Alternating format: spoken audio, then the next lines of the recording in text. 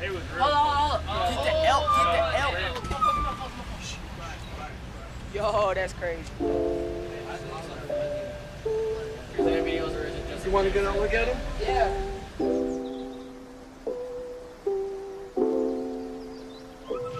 That's crazy.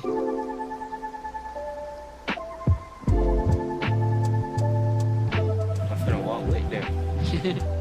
I'm an elk too.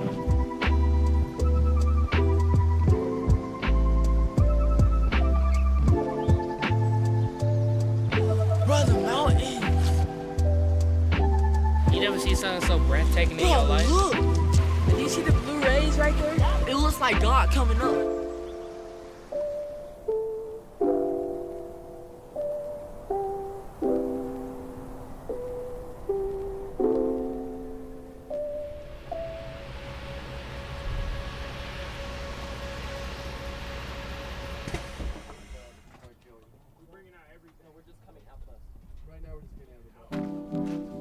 Wilderness Works, when I first heard of it, I thought it was a program where we just go like a Boy Scout type thing. I skipped over the whole wilderness parts. So where the entrance gonna be at?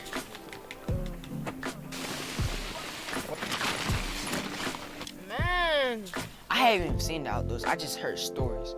But I believe that I was meant to be here. I just wanted to see different places. These are the legs. The little knobby things are the legs, right? Please help me. You might help me out. Most of the trips I've been on, we were in Georgia or probably North Carolina, but never really went somewhere where it's just wilderness and wild, like Colorado. This is one of our youngest groups to fly on a trip and go into a national forest and do real rugged outdoor living. They're a bit on the young side, but they learn a lot and they grow.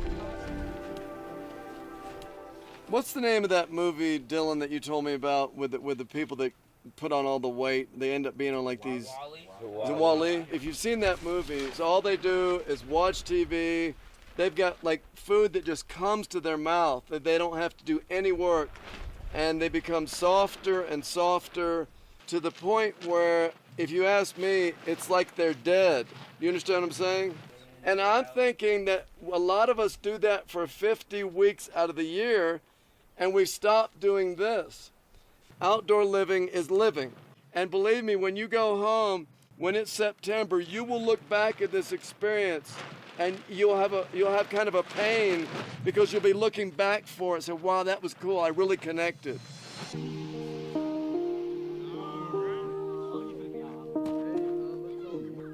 Cliff, you still in? I was very fortunate as a young person. I was in an orphanage as a baby, and I was blessed with being adopted by good parents. And I grew up in Miami Beach, Florida. And my brother and I, we were canoeing in Biscayne Bay and boating and sailing and swimming and going to the beach. We were definitely in the outdoors. When I was in Mercer University in Macon, Georgia, we started to work with disadvantaged kids, and I began to appreciate how powerful outdoor living experiences would be for them. And I realized that taking this to the next level, establishing a nonprofit, is where I needed to head, and that's what I've done. This is our first city camp of the year, so why don't we do this? Let's all say what our name is. You want to stand up and say your name? My name is Jake. Oh, I like that name. That's a cool name. Where do you go to school? Parkside. Parkside! First impression, he was a stranger, really, but he always was making jokes. We got to do the special handshake, okay? Who's that back there?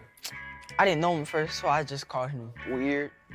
What is the name of this organization, Victor? Now, look at the forest. The green is the forest, right? Can wilderness work if we're working our way towards extinction? No. When I first seen him, I thought he was like this old, white, grumpy man. So I didn't know what to expect. Outdoor living, it tends to be male-dominated and it tends to be Caucasian. So introducing these ideas to the children we serve, which are predominantly black children, it's a tough thing to attempt. How many people know where we're going next? can't hear you. I can't hear you. With me being there, I think it helps because I am black, I am a female, and I do come from the urban neighborhoods. So I am very informed, very in tune with these kids. Y'all just lost your turn. Ebony Martin is outstanding. The two of us work together very effectively.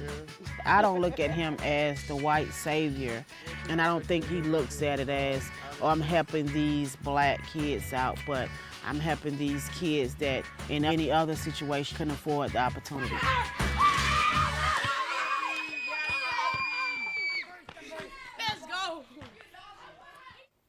What we do at Wilderness Works here, we want you to have fun, but my job is to give you ideas. Do you understand me? So let me give an example. How many people here can say, I have a lot of absentee father in my life? Raise your hand. I know I can. It's a lot of people. I think he can connect with us because, you know, Bill also grew up, you know, as an orphan, and he didn't have his real parents in his life, so he couldn't have that real blood-on-blood connection. I met Clifford when he was in 5th grade. His dad was in prison, and his mom had a full-time job. He's got 2 sisters and a brother. He was like the man of the house, right? He was only in 5th grade. We have parents that work 2 and 3 jobs just to struggle. It's a lot of things going on with the child as well as the family as a unit. With Nick, for instance, he is grappling with depression. With Clifford, he had to grow up with a father who was incarcerated during most of his childhood. Amani has experienced chronic homelessness, constant instability. Right now, I'm just concentrating on, like, really trying to work and get us somewhere to stay. You know, you need your own room, your sister needs her own room, and 3 bedrooms are not cheap here.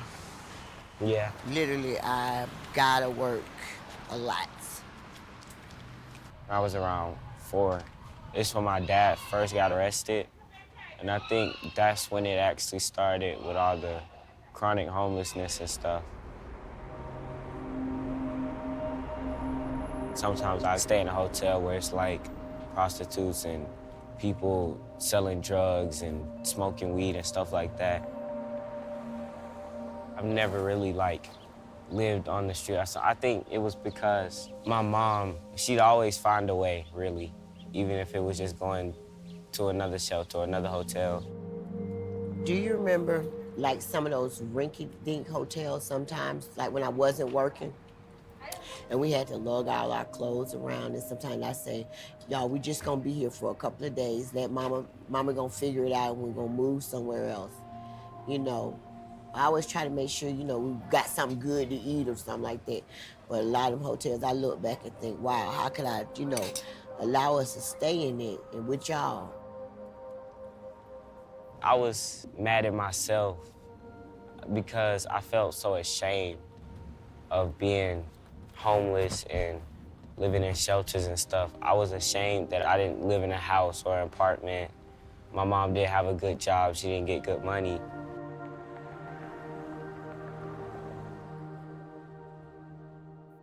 I was staying at Nicholas' house, another shelter, and there was a sign-up sheet for something called Wilderness Works.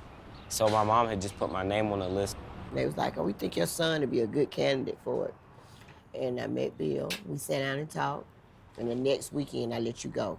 This was your first time ever going away from me, you know? And you've been gone every weekend since. And that was, what, 6 years ago? I remember how You've been gone every weekend since. I used to pick me up, and I get mad because I was leaving. I started crying. You didn't want to leave the camp. Mm-hmm. So you was just having that much fun. I used to always say, Bill, your new white daddy. You did say that. You don't remember that? Yeah, I do. Mm-hmm. Oh, Bill. I believe that Amani is in a period of processing. By careful, repetitive experiences and reassurance, we do think we may be countering this negative energy in his life so that he feels like he has value and that he is worthy and that he can overcome this neglect that he's faced as a child.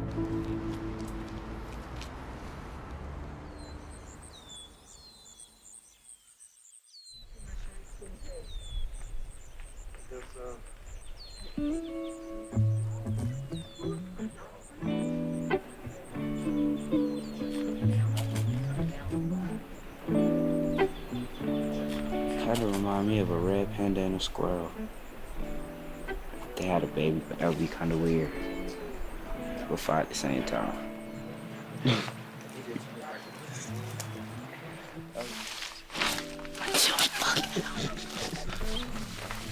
I bet you want to stick your hand on it. I bet you I won't. What if it just charge out the whole, like, just, it's gonna catch no hell. I give you all my whole dinner food if you go do it. I got 2 bags of mashed potatoes. Let me get a bag. Go do it. I made a bet with Nohea, because Nohea said if you stick your hand there, he'll give me half of his dinner. So I stick my whole entire hand in there. I hear something like sniffling on my hand, and I pull it back. I was like, "Dad, he just let me have his mashed potatoes with the chicken. That's a combo. You know how good that was?"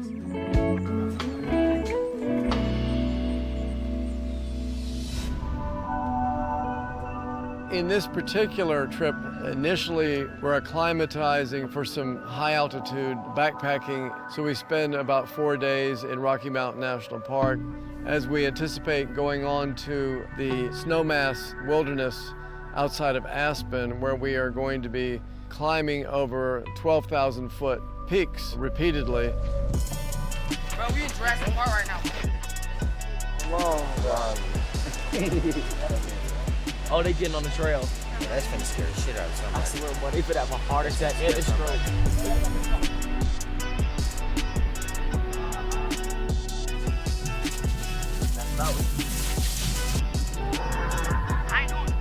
I ain't gotta do this stop with the seed. The first time I ever saw snow was like probably that one time it snowed in Atlanta. But that was my second time seeing snow.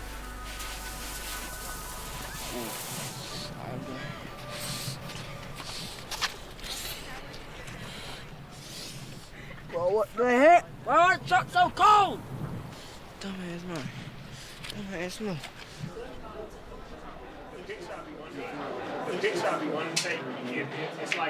Are you feeling some altitude, maybe? What happened? Did you not sleep last night? Let me ask you a question. You seem very energized right now. Is that? Yeah, you don't.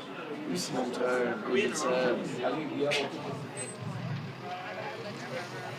I don't know what be wrong with Nick. I don't know.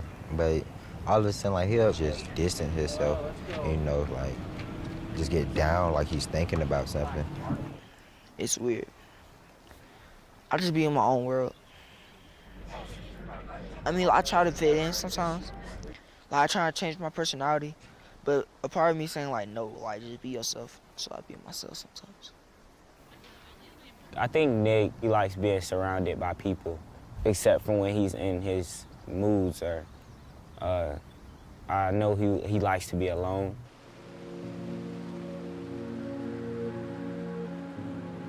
I'll separate myself from the group just to, like, connect with nature. Because I never seen, like, nothing like this in my life.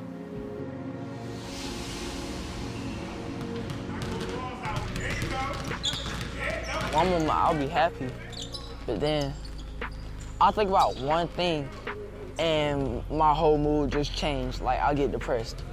And then people will be walking up to me and I'll just, like, isolate myself. I'll be like, I have, like, my own space. Like, I'll be like, leave me alone.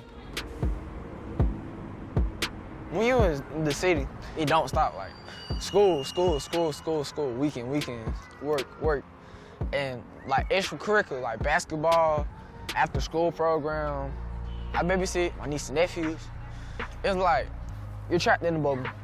I'm tired. Now, I'm concerned about you because we want you to grow into someone that is excited to be who you are. You have to learn who you are. What do I like? What do I not like? and it's challenging to develop your own identity, but I see that you're under pressure. How often do you feel like you're dealing with sadness? Not every day, but it's like majority of times. What do you think you're sad about? I don't even know. It can be about multiple things. It can be about family related, anything. You're not sure where they're coming from, but you do feel them. Yeah. And other times you feel really good. Yeah. And we all go through this. You're not the only one. And you know that you have us to talk to, right? Miss Ebony is always there. You know I'm always here. Anytime you want to talk, you know that we're here to talk to, correct? Yeah.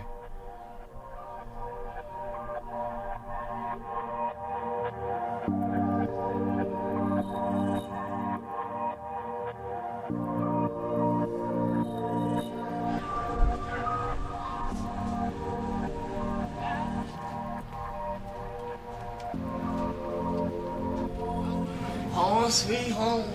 Yes. So we've got work to do. We're gonna have to get our backpacks out. We've got to think 5 nights, 6 days. Oatmeal. Well, why did I buy this?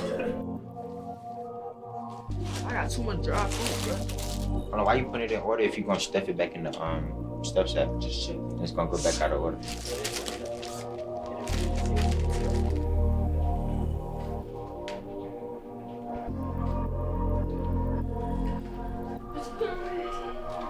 Open the door, please. That's how you do it. You're welcome. You're welcome. You're welcome. You're welcome. Now let's go to an interesting conversation. Tomorrow is Father's Day, and part of my job actually at Wilderness Works is to combat fatherlessness. You know, when I was a kid, I was very lucky because I had Pat and Ed Michler. When they were having trouble having children, they went to an orphanage and adopted me in 1958.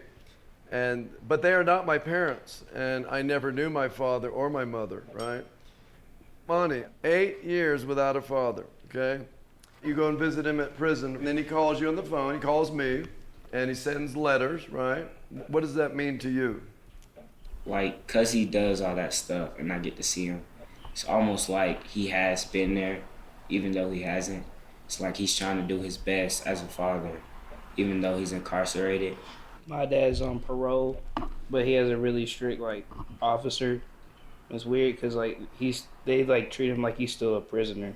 Like, he can't see me or anything. He has to have, like, someone supervising him. Like, he can't be trusted at all. Like, he still is kind of in jail. Where is your dad? My dad got shot at a hotel when I was 6. So he was murdered. Mhm. 6 years old. Wow. So here you are, a guy who's trying to become a man, and you got nobody to show you the way. Let's talk about Clifford. Clifford is going back to be at a party to celebrate the release of his father from prison for how many years? So 8 years of his life has had no dad. His mother struggled to raise 4 children. Are you excited to see your dad? Yeah. You probably miss him. Yeah. Do you look like him? People say I do. Is it difficult? Watching my mother trying to raise us is without a father. What time is it? Y'all better hurry up. Stink in his room. When y'all gonna clean the room up? Like when? Clean this stuff up. I'm not finna clean this mess up. I didn't see a good neighborhood till I was maybe 7th grade, 8th grade. And it was just like a lot of fighting, gun violence, robbery, drug trafficking. You know you don't want to be there, but that's all you ever seen. My dad, he'll go to jail for like a year or 2, get out. He might stay out for like 6, 7 months and go back. This time he might do a longer sentence and then get out, do another sentence, so it's like repetitive. So I don't really have that connection with my dad like that. Clifford as a child, he's just kind of like quiet. But I really don't see any traits from his father. I just see all of me, pretty much. Y'all want some cereal? I don't drink milk. So why you not drinking milk? It's not good for you. Milk not good for you? Pizza not good for you? You still eat it? After Cliff's dad and I broke up, I met my 3 youngest kids' dad. But he's passed away now. He had a heart attack in the car. We were like this. And that, like, when he passed away, it was just like, I really ain't got nobody now, for real. Now we're really rock bottom. So what did you buy for them to eat Saturday? I got everybody a 6-piece of fries and some rice. No, it was some Individual? rice. Yeah. How much was it? It was 28 something total. You should have just got a family. Next time you just get a family meal. Don't try to buy everybody individual meals. It's just me. It's just me. It's me all day long, nonstop. When anything happens, I have to be the one there to do everything. I was at Parkside Elementary. I was in 5th grade. And Bill came to my school. So I was like, maybe I should give it a try. So I gave Bill my mother's number. I did feel skeptical at first. I'm not gonna even say I didn't, because it was like, who is this man that wants to just get these kids and take them out of town or teach them things? What is his motive, you know? My first trip, when we went to Tybee Island, I was just like, yeah, I love this program. You know, you're a kid, you know, you're in a 3-story house on the beach with positive people around you. You can talk to them and you're playing and stuff. It was fun. Clifford wanted to go. He was happy. And all the quietness that I seen kind of like stopped. Wild nature, it's like a drug. I don't smoke, so basically I call it my high. It just feels some type of way. I can't explain. This freedom, and you don't feel none of the threats and the pressure that comes in the city, particularly in the hood. You don't feel none of that because you're out there basically by yourself with the water and the mountains and things like that. And it's just a stress relief. Clifford has been on many, many trips in remote wilderness across the United States, and the younger kids are looking up to him. So I'm very excited to see Cliff and his development in the direction he's heading in.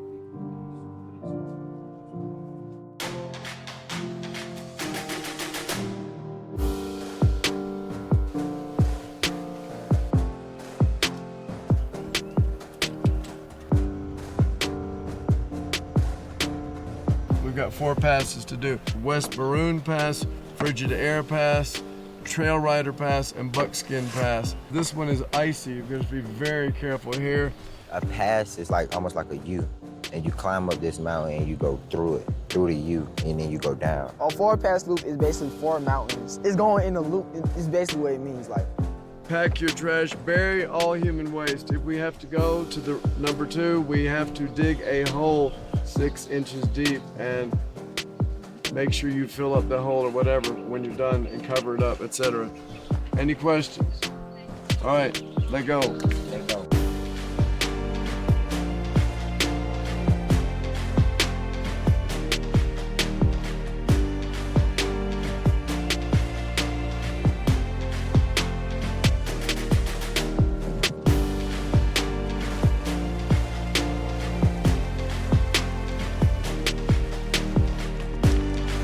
I love your socks, by the way. Your socks are spectacular. Say no cap.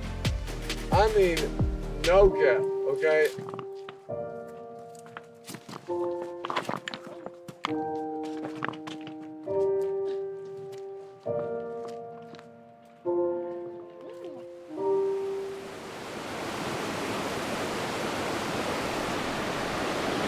I know, I feel it in my toes. Burning. Oh, yeah. I do not take my shoes off when I cross the river, okay? I recommend you do the same, but your shoes will be wet. All right, here we go.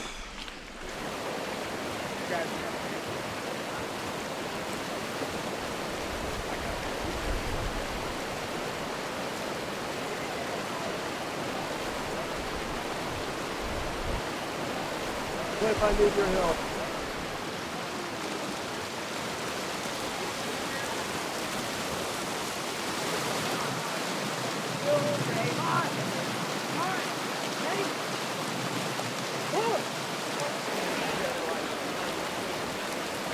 Bill had me actually stand in the water to help them cross. And basically, I was just like, if I fall in the water, I just fall in the water. I got to make sure they get across. Come on, bro. Ready, set, go. Because I'm a mentor. Like, their safety matters more because they're younger.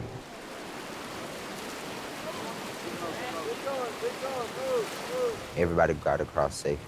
But when I got out the water, I couldn't feel my legs. And it sting. Like I got stung by a bee. Y'all did a good job.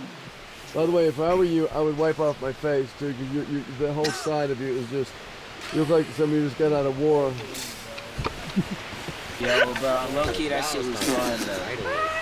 That was fun. So this is where we are. So really, tomorrow, we will probably do 2.5 times what we did today. We'll have to get up early and make it happen.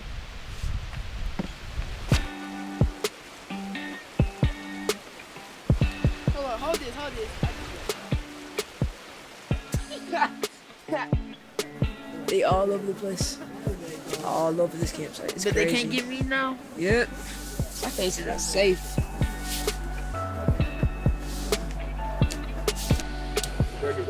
Turn that junk down, bro. All right. Okay. Watch the road, a bit. What the world? I know someone about No, buddy. Turn that junk off and then take it off. We're gonna blow up real talk. This is black bear country. Absolutely no food in your tent, ever. I'll trade you some Cheez-Its for some flavors. Man, I don't like Cheez-Its. Block his show, fam. Oh, let me jump in. Go! Yeah. It's fucking his face, bro. Is that even really fair? See? I don't know. You the one who traded with me. I'll take backs. Just try this. No take backs. We're fine. Everybody, we're gonna have a meeting. Let's bag it all up. Everybody has got a bag of food, right? How many canisters do we have that actually have some room in them? Well, we've got 3 that I can see, right? We didn't realize that we didn't have enough bear canister. Bear canister basically it help. Like when the bear come and try to get your food, they can smell it because their nose are powerful. So when they come, try to get the food, they can't get into it. So here you got these big bags of food. Let's talk about what can happen here. One is if we're not able to secure the food, the bear can eat the food. Worse yet, somehow it leads to bear interest in us in the tents and somebody gets bitten. Worse than that, there are stories of bears pulling people out of their tent. You guys didn't think about this when we were at the house, did you? This is serious.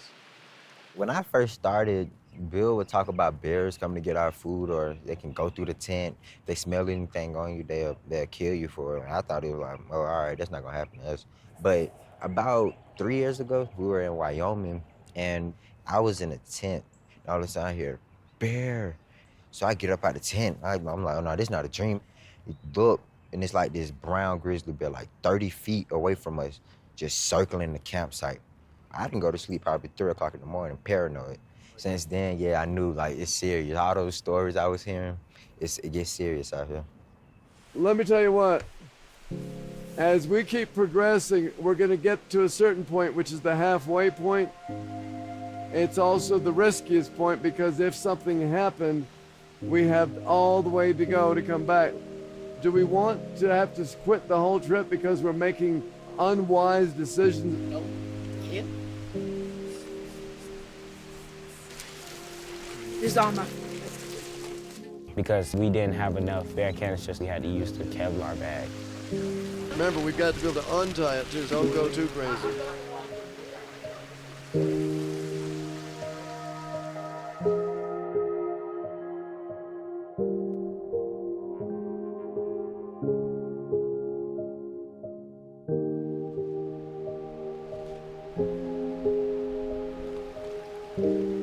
I felt like I just zoned out. Like, you're just taking it all in and you're connecting with the animals, like on some mind power trick type thing.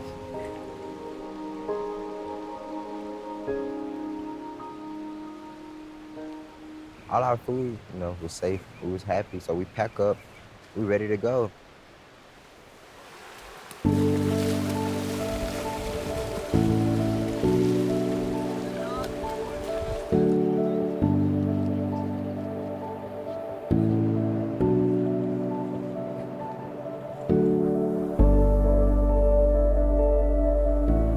I feel like the path's gonna go up to where those rocks are. Bill was talking about if it was a day that we were going up a pass, we needed to move fast because if it was raining, you were up so high that you could actually be struck by lightning. The climbing was hard. And you look and you see Bill like 1,000 feet away up in the air, like he's like a dot. You like, oh my God, crazy. Can't breathe from that. The air is too thin. Can't breathe. I'm gonna faint. Where we going though?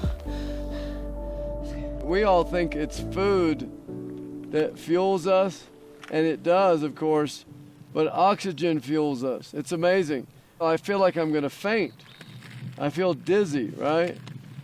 And then I just breathe slowly. I take about maybe 20 breaths, and slowly I just come back to life. It's amazing. And I get like, it's like fuel. It's crazy. All right, let's go.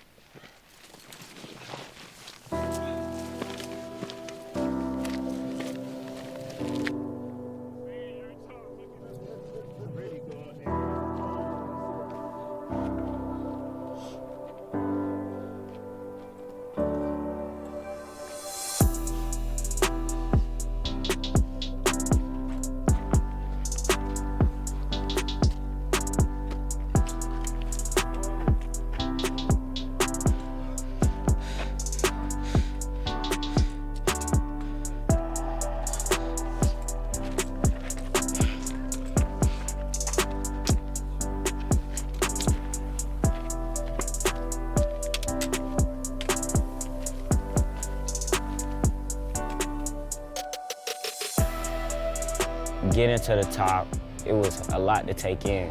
Just seeing these high mountains and these trees, these valleys, and all this other stuff. I felt like I was on top of the world. Right up until that time, I didn't know whether our group could actually successfully cross these passes that are close to 13,000 feet.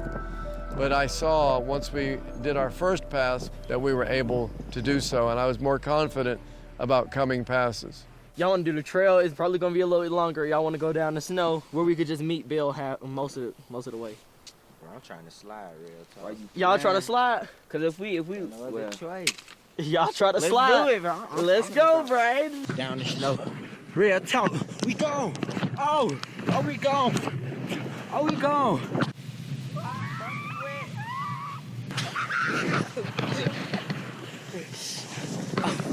Oh, no, I was not doing that. I was not going for that because, first of all, that's stupid. Second of all, it's not intelligent. And third of all, you're getting your clothes wet and it's cold outside. Come on now. I was the smartest out of the whole group.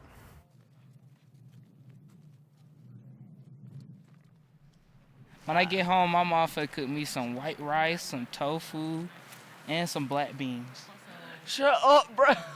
I'm gonna get I'm gonna make some pancakes. But chill I'm out, bro. I don't want to finna- talk about food right now. I'm gonna really make it too and put that shit on the pan. Because Put if that I on the start thinking pan. about food, bro, I'm starting thinking about trail mix, and that's all I have. Now I want pancakes.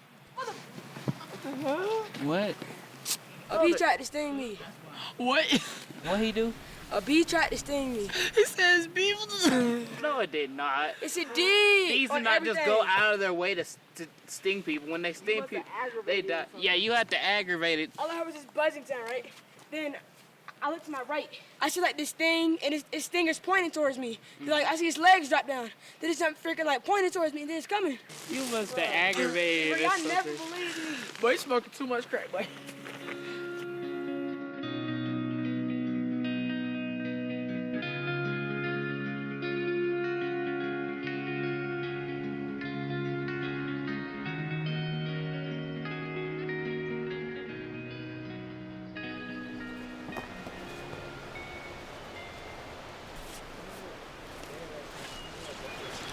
Hey, we are not going, we're gonna have to go back if we don't find the shoe. Why are we taking our shoes off and walking around barefoot anyway? We need to figure out where did Sean go and go there. So just don't go aimlessly looking around. We have to find out from Sean, where did he go? All right, let's keep looking. We spent a good 20 minutes like looking for his shoe. It was under a log, but they was talking about some, if we do not find his shoe, we're going back. What would have happened if we lost a shoe? Obviously, we was not going back because he paid a lot of money for this trip. And I appreciate him for that, but we found the shoe, we kept on going on.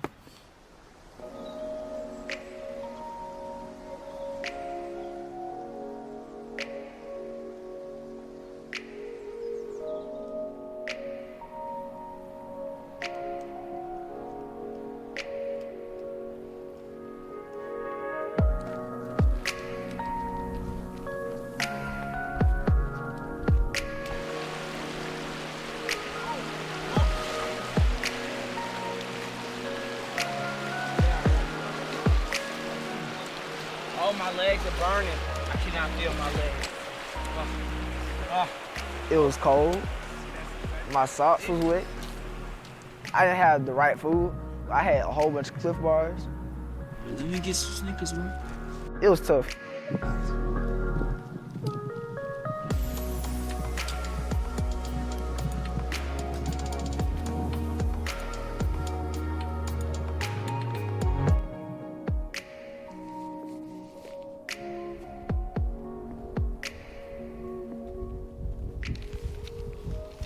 We have to go over that pass. You see that?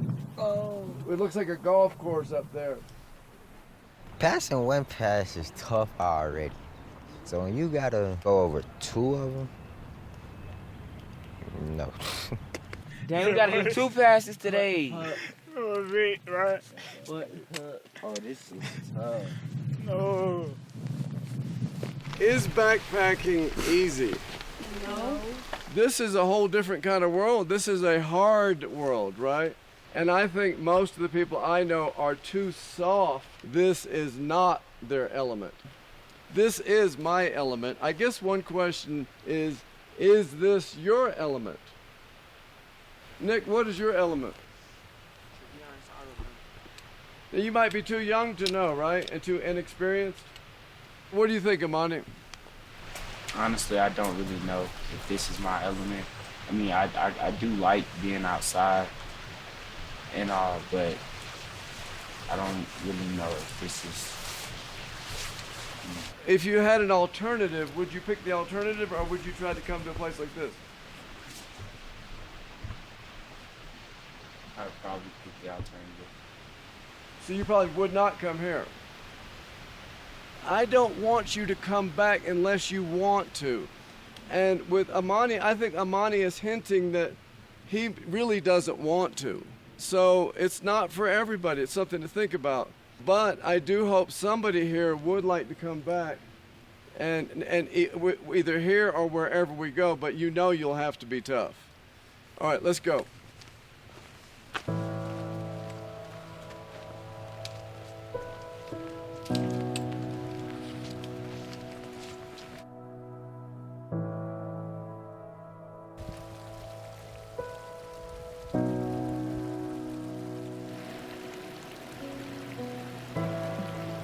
I've never seen that like this before. Yeah. Can't get it all in one view. It's like a snake. Yeah, Snake River.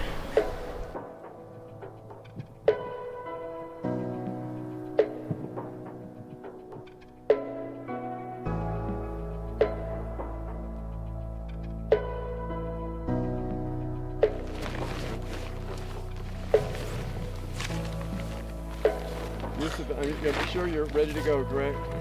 Good.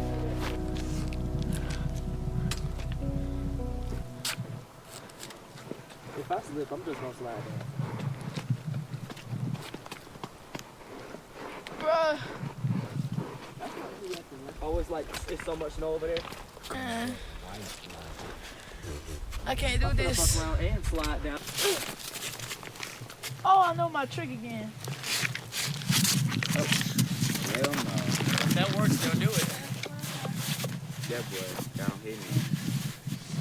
Once we had got down the pass and were almost at the campsite, the trail had went covered by snow. And I remember I was right behind Bill, and it was like scary.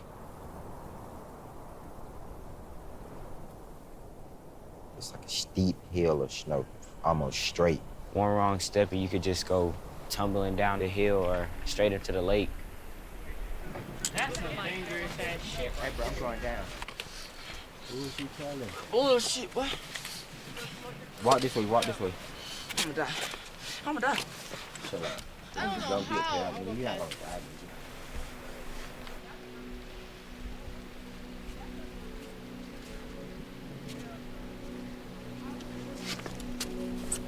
We're crossing it one by one.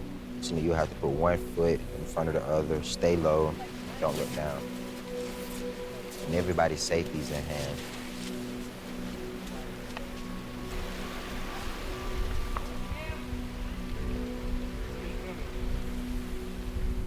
Go to your right a little bit. Go to your right.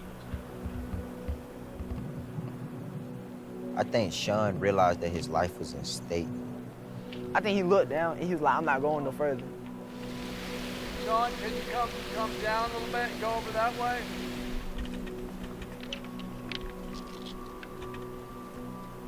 No, it looks easier. And he got so scared that like he couldn't move no more, and he just stopped.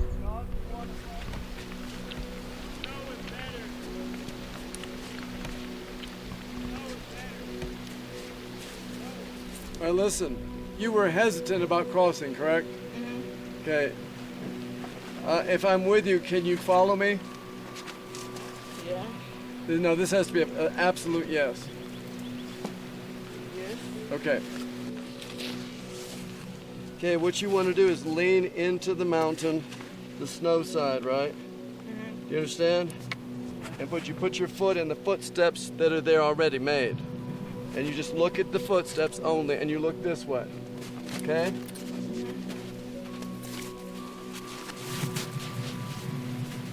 Sometimes you have to take a big step. I want you behind me. Are you behind me? No.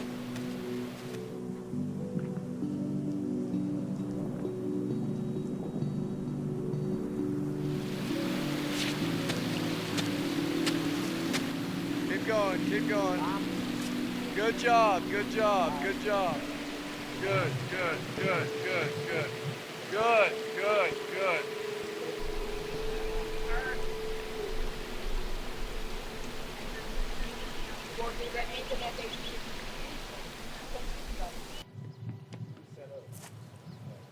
I got to hold your hand, didn't I? Ain't no hell. All right, let's go set up camp. I'll get your sleeping bag.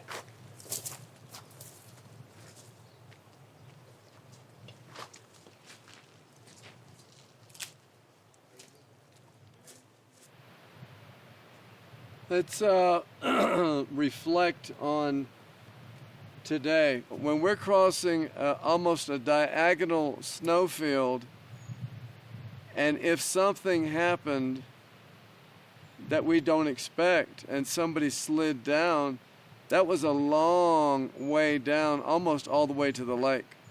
I don't mind river crossings. I don't mind crossing passes. It's tough, high altitude, blah, blah, blah. That I don't want to do. That's not what I'm here to do. We're here to connect with wild nature, not to risk our lives. And that was too close for me to be comfortable.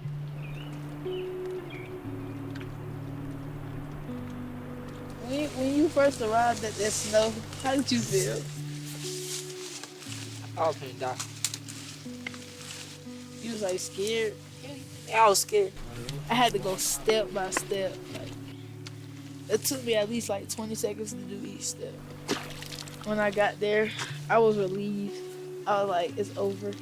I'm straight now.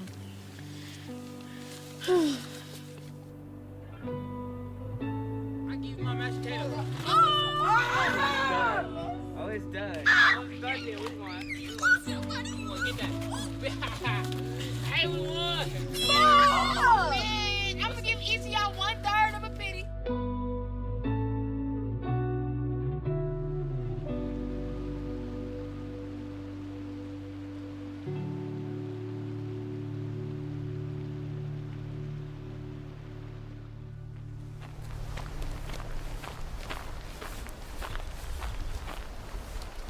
This is not an easy place to get to.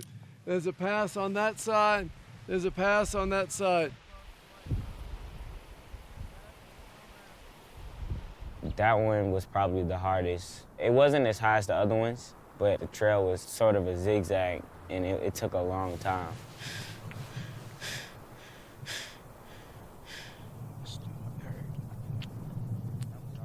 With the high altitude thing, I would look and see Norhea like breathing hard, basically.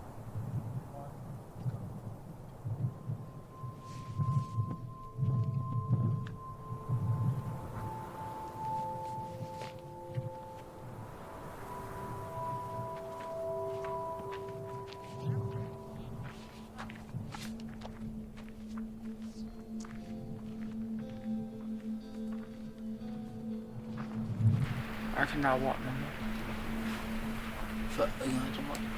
I have altitude problems. I have so many emotions right now. I'm getting aggravated at the most tiniest things. It's like if my shoes get stuck in mud, I'll get so mad.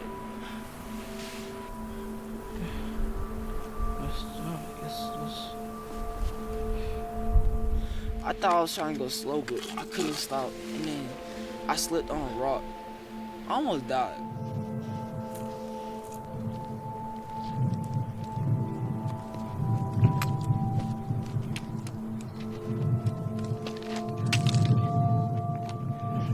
We gotta get up this pass. I know it's hard, bro. We gotta get up this pass. Come on, bro. We need to get up. 2 minutes. 2 minutes. And we're going up.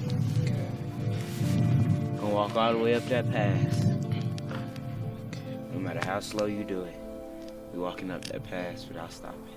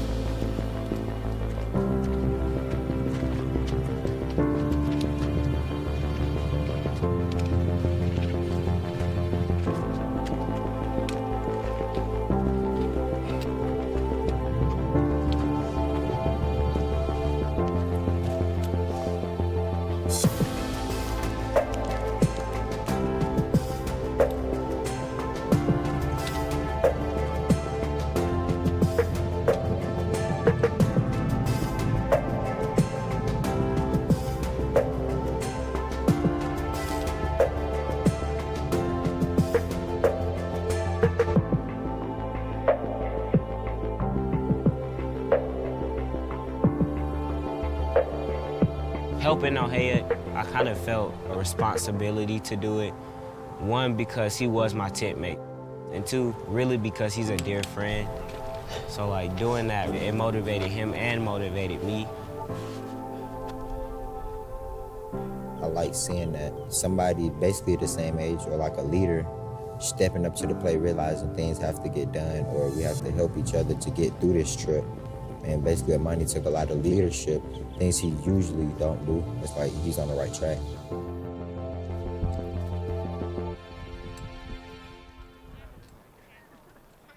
Think about, we did West Maroon Pass, we did Frigid Air Pass, we did Trail Rider Pass, and today we did Buckskin Pass. And here we are at the end of the circle, and you completed this circle. You crossed 4 passes, you went up to 12,500 feet 4 times. Very, very challenging. Like I said, when you get home, your friends won't even know what you're talking about.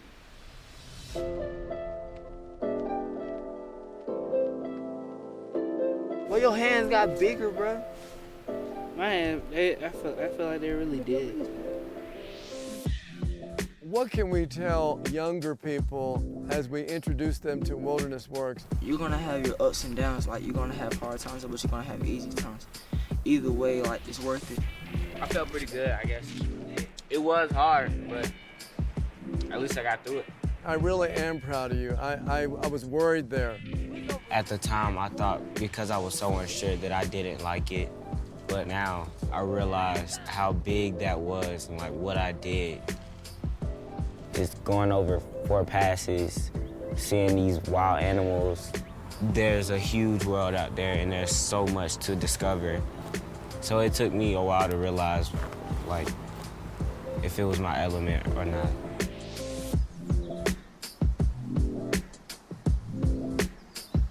When you first go out into nature, you're not used to having everything for 7 days in one bag. When you do it time after time after time after time, like the button just turns on like, dang, it's actually a world I've never seen before. And you realize the freedom of it. Basically, it opens like plugs in your brain. When they be like, this is a once-in-a-lifetime moment, and Bill corrects us, he's basically telling us, like, you can continue doing this and you can help other people get out here and keep coming back. It felt like I was playing a game, but it was like real life. Once you reach 1 pass, you at like level 1, level 2, level 3, and you pass the game. And it just made me feel proud, because I just did 24 miles. I'm gonna get mine. And by the way, Amani, I want you to know, you're right for Wilderness. You may not know it, but you are.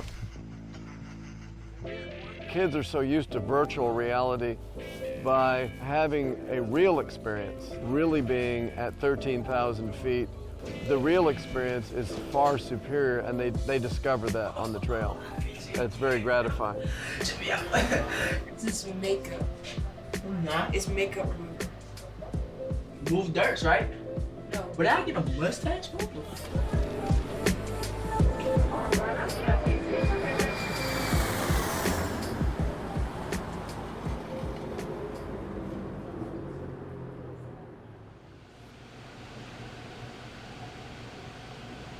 That's like snow. Yeah, it's actually called Snow Sugar. Oh, that's funny. What do you plan on being when you grow up? A personal fitness trainer. Okay, that's cool. But that might change. True, things Working will change. here. Yep.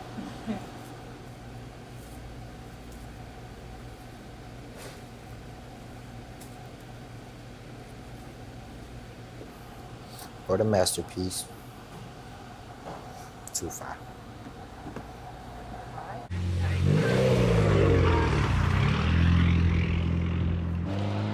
Clock out. Oh my God. I sat out here for an hour. Golly. You got on The head net. yeah. He officially out. Like, when was the last time you seen him there? When I was 10. 10? Yeah. 11, 12, 13, 14. Oh yeah, he about 40 now, ain't it? You nervous? Well, I'm nervous. Are you nervous? I'm just ready to see him again. And when you talk to him, tell him how you feel too. I don't know how I feel. Are you mad at him? No. I'm probably not mad because I probably was sort of used to it. It wasn't days where I was just like, man, I ain't got no daddy in my life or whatever. I was just disappointed. Yeah, just used to it.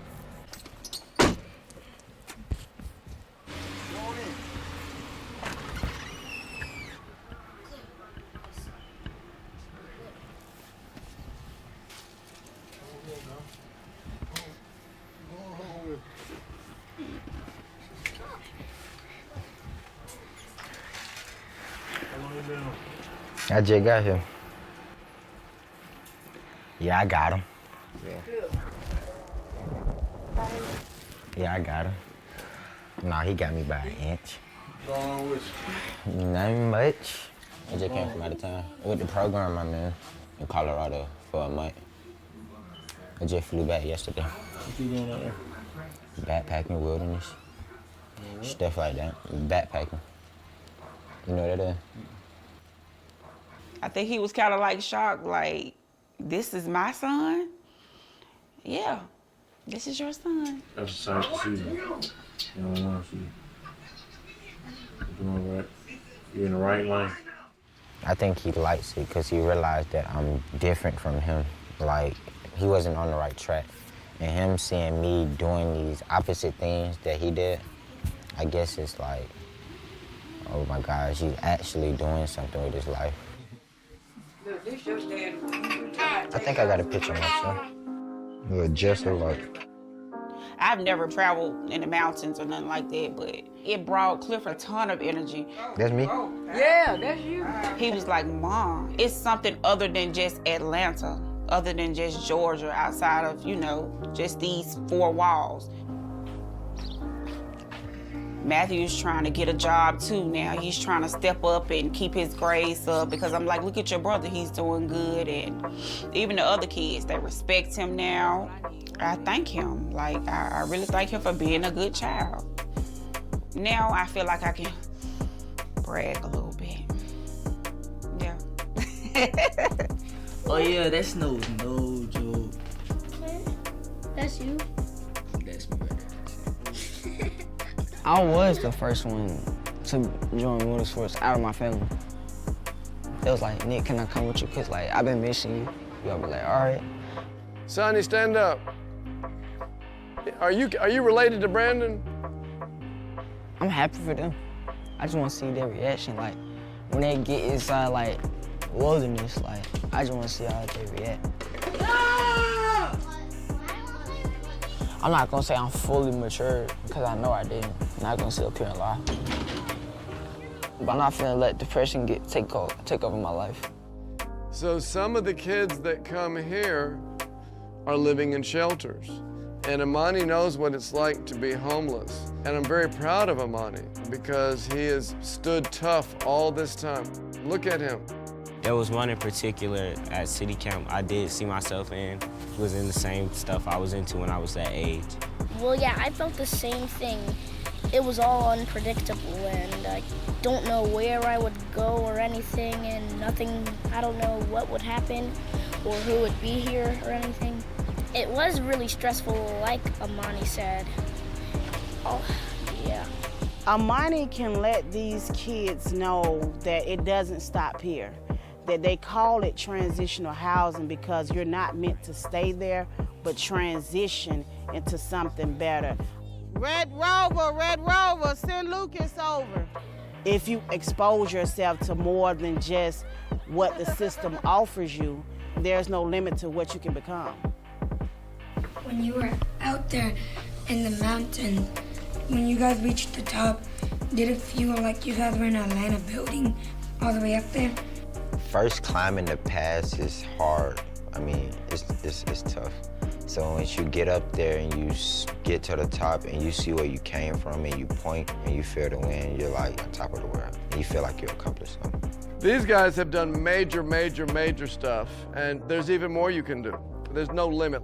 People who think big, do big. The question is, how many of you feel like this is something you would like to do? I do believe that the group of people that have experienced wilderness could make this go way beyond what I've done. Can you and Cliff take the first group upstairs? There's a series of chain reactions, and that's exciting. Get the other light on. Come on, bro, I got you. We still got like 10 more minutes. Yeah, but you can talk, but talk quietly because you're going to bed. No, move. No.